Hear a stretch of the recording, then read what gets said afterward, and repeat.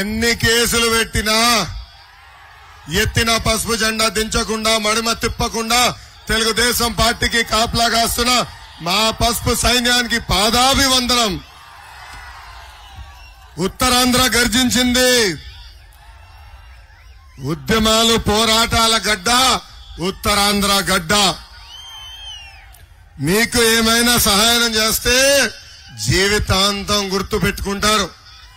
అదే ఎవరిని మోసం చేస్తే ఇక్కడనే మీరు పాతేస్తారు.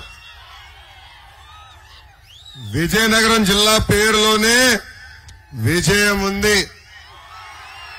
ఇక్కడి నుంచి ఏ కార్యక్రమం ప్రారంభించినా విజయం సాధిస్తాం ఖాయం. పైడి తల్లి అమ్మవారి ఆలయం ఉన్న పుణ్యభూమి ఈ విజయనగరం జిల్లా.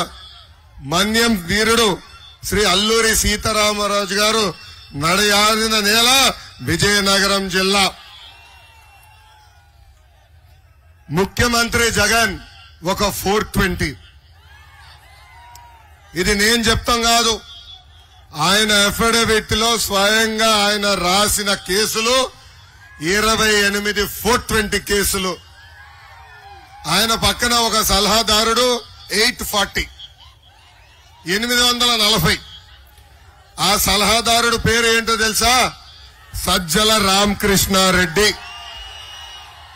ఇచ్చేదంతా పనికిమాల సలహాలు, కానీ ఇప్పటికే జీతాల రూపంలో 150 కోట్ల రూపాయలు సంపాదించాడు ఈ వ్యక్తి. గ్రాడ్యుయేట్ ఎమ్మెల్సీ ఎన్నికలు జరిగినాయి. తాతయ్య కోపం ఎందుకు తాతయ్య? ఇప్పుడే తమ్ముడు కూర్చోండి, తాతయ్య కంపట్లేదంట. అన్నా మీరు కూర్చోవాలి తమ్ముడు, వెనకాల తాతయ్య కంపట్లా. కూర్చో కూర్చో కూర్చో కూర్చో కూర్చో అబ్బా తమ్ముడు, కూర్చోవాలా. పక్కకు రా, వెనకాల కంపట్లేదంట. తమ్ముడు వినాలమ్మా, అన్నా ప్లీజ్ కూర్చోవాలమ్మా, వెనకాల కంపట్లేదు. తాతయ్య గొడవ పెట్టేస్తున్నాడు. మీరు కూర్చోపోతే కుర్చీ నా వైపు వచ్చేటట్టు. స్వామి కూర్చోండి, ముందల కూర్చో స్వామి, పుణ్యం ఉంటుంది నీకు. కూర్చోనా కాంటే ముందల వచ్చి కింద కూర్చోండి, తప్పదు. ఇంకా కుర్చీలు లేవు, తక్కువనే కదా. కూర్చో, పల్లెని ముందరకు వచ్చి కూర్చో. కూర్చో అబ్బా, ఇంకా తప్పదు కదా. తమ్ముడు ప్లీజ్. గ్రాడ్యుయేట్ ఎమ్మెల్సీ ఎన్నికల్లో 3 స్థానాలు తెలుగుదేశం పార్టీ గెలిచింది. ఆనాడు సజ్జల రామకృష్ణారెడ్డి వీళ్ళసలు మా ఓటర్లే కాదన్నాడు. అప్పుడు నాకు అర్థం అలా, ఈయన ఎందుకు ఇట్లా అంటున్నాడా అని. ఇప్పుడు అర్థమైంది, వీళ్ళు దొంగ ఓట్లు ఎక్కించి వచ్చే ఎన్నికలు గెలవాలని ప్రయత్నిస్తున్నారని. ప్రభుత్వ సలహాదారుడు సజ్జల రామకృష్ణారెడ్డికే 2 ఓట్లు ఉన్నాయండి ఆంధ్ర రాష్ట్రంలో. 1 ఓటు మా మంగళగిరి నియోజకవర్గంలో, ఇంకొక ఓటు పక్కనున్న పొన్నూరు నియోజకవర్గంలో. అంటే ముఖ్యమంత్రి సలహాదారుడే దొంగ ఓట్లు వేసేదానికి సిద్ధమే పరిస్థితి ఈ రోజు ఆంధ్ర రాష్ట్రంలో మనందరం చూస్తున్నాం. తిరుపతి ఉప ఎన్నికల్లో వైకాపా పార్టీ గెలిచిందంటే దానికి కారణం ఈ దొంగ ఓట్లు. ఆ రోజే చెప్పే అధికారులకి, ఎవరైతే తప్పు చేసి దొంగ ఓట్లు ఎక్కిస్తున్నారో మీరందరూ జైలుకి వెళ్తారని. ఇప్పుడు ఏమైంది? ఎలక్షన్ కమిషన్ ఒక ఐఏఎస్ ని, ఒక డిఎస్పీ గారిని, సిఐల్ని, ఎస్ఐల్ని ఏకంగా సస్పెండ్ చేసింది. రేపో మాపో ఎంక్వైరీ రిపోర్ట్ బయటకు వస్తుంది, వాళ్ళందరూ జైలుకి వెళ్లే పరిస్థితి కూడా రాబోతుంది. మళ్ళీ అధికారులు చెప్తున్నా, ఎందుకబ్బా నా రెడ్డి బుక్ లో ఎక్కాలనుకుంటారు? ఎందుకు నా ఎర్ర బుక్కులు ఎక్కాలనుకుంటారు మీరు? నేనేం చెప్పా? చట్టాన్ని ఉల్లంఘించిన వాళ్ళపైన కఠినంగా వ్యవహరిస్తాం. నేను ఎవరిని వదిలిపెట్టను, వడ్డీతో సహా చెల్లిస్తానన్నా కదా. చట్టాన్ని ఉల్లంఘించద్దండి, నీతి నిజాయితీగా బతకండి అని ఈ సభాముఖంగా కోరుతున్నా. మొన్ననని 4 కుర్రోలు కలిశారు. తమ్ముడు ఒక్క నిమిషం తమ్ముడు, మీలాంటి వాళ్ళే 4 కుర్రోలు నన్ను కలిశారు. వాళ్ళు అడిగారు, అన్నా మిమ్మల్ని 80% గెలిపించుకుంటాం కానీ జగన్ కి మీకు తేడా ఏంటని వాళ్ళు నన్ను అడిగారు. అప్పుడు వాళ్ళు చెప్పా, నేను అంబేద్కర్ గారు రాసిన రాజ్యాంగం నమ్ముకున్న వ్యక్తిని, జగన్ రాజారెడ్డి రాజ్యాంగం నమ్ముకున్న వ్యక్తి. నేను ప్రజల్లో తిరిగిన వ్యక్తిని, జగన్ పరదాలు కట్టుకుని తిరిగే వ్యక్తి. నాది స్టాన్ఫర్డ్ ఎంబీఏ అవుతే Jagan 10th class paper leak లో పోలీస్ స్టేషన్ కి వెళ్లిన వ్యక్తి.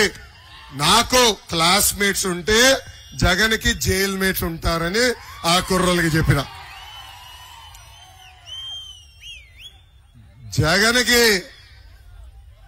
జగన్ కేబినెట్ కి కొత్త అవార్డు వచ్చిందండి.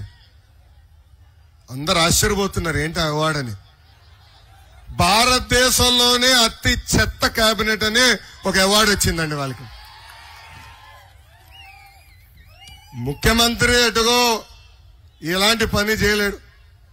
కేబినెట్ కూడా ఎందుకు పనికిరాని కేబినెట్. అసలు ఈ కేబినెట్ మంత్రుల్ని అర్ధరాత్రి లేపి అడిగితే వాళ్ళు ఏ శాఖనో కూడా తెలియని పరిస్థితి ఈ రోజు మనందరం చూస్తున్నాం. అసలు ఈ కేబినెట్ పరిస్థితి ఎలా ఉందో ఒక్కసారి నేను వివరించాల్సిన అవసరం ఉంది. ఉదయం లేస్తే ఢిల్లీ చుట్టూ తిరిగే అప్పుల అప్పారావు గారు మన ఆర్థిక శాఖ మంత్రి బుగ్గన్న, ఇసుక గన్నులు మింగేసే గన్నుల శాఖల మంత్రి పాపాల పెద్దిరెడ్డి, నకిలీ మద్యంతో అమృతంతో పాటు కోర్టు ఫైళ్లు కొట్టేసిన వ్యవసాయ శాఖ మంత్రి కాకాన గోవర్ధన్ రెడ్డి గారు, ఇంకా పిల్ల కాలువలు తవ్వలేని వ్యక్తి అరగంట అంబటి రాంబాబు మన ఇరిగేషన్ శాఖ మంత్రి, సొంత ఊర్లో ధాన్యం సంచులు ఇవ్వలేని ఎర్రిపప్ప మంత్రి పౌరుల సరఫరాల శాఖ మంత్రి కారుమూరి నాగేశ్వరరావు గారు. ఇంకా పక్కనే ఒక ఆయన ఉన్నాడు, పిల్లలు బాగా చదువుకుంటున్నారు అందుకే పిల్లలకి ఉద్యోగాలు రావట్లేదని చెప్తాడు, పక్కనున్న విద్యాశాఖ మంత్రి బొత్స సత్యనారాయణ గారు. ఇంకా విశాఖపట్నంలో ఒక మంత్రి ఉన్నాడు, పరిశ్రమలు ఎప్పుడు తీసుకొస్తారంటే కోడి ముందలొచ్చిందా గుడ్డు ముందలొచ్చిందా అని సొల్లు కవర్లు చెప్తున్నాడు పరిశ్రమల శాఖ మంత్రి కోడిగుడ్డు అమర్నాథ్.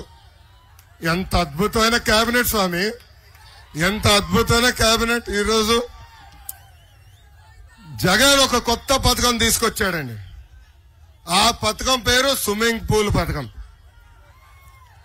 ఈ రోజు మన రోడ్లు ఎంత అద్భుతంగా ఉన్నాయో చూసాం కదా. అరే ఎందుకబ్బా మీరు రోడ్లు వేయట్లేదని నేను అడిగితే మా ముఖ్యమంత్రికి ముందు చూపు ఉంది, ప్రతి గ్రామంలో ప్రతి పట్టణంలో ఒక స్విమ్మింగ్ పూల్ ఏర్పాటు చేయాలనుకున్నాడంట. నేను అంత డబ్బులు ఎక్కడి నుంచి వస్తాయా మీ ముఖ్యమంత్రికి అని అడిగా. అప్పుడు వాళ్ళ నాయకులు ఏం చెప్పారంటే, చూడబ్బా ఎంత అద్భుతమైన స్విమ్మింగ్ పూల్ రోడ్ల పైన మేము నిర్మించామని చెప్పారు. అవి గోతలు కాదు, స్విమ్మింగ్ పూల్. బండి లోపలికి వెళ్తే బయటకు వచ్చే పరిస్థితి ఈ రోజు లేదు.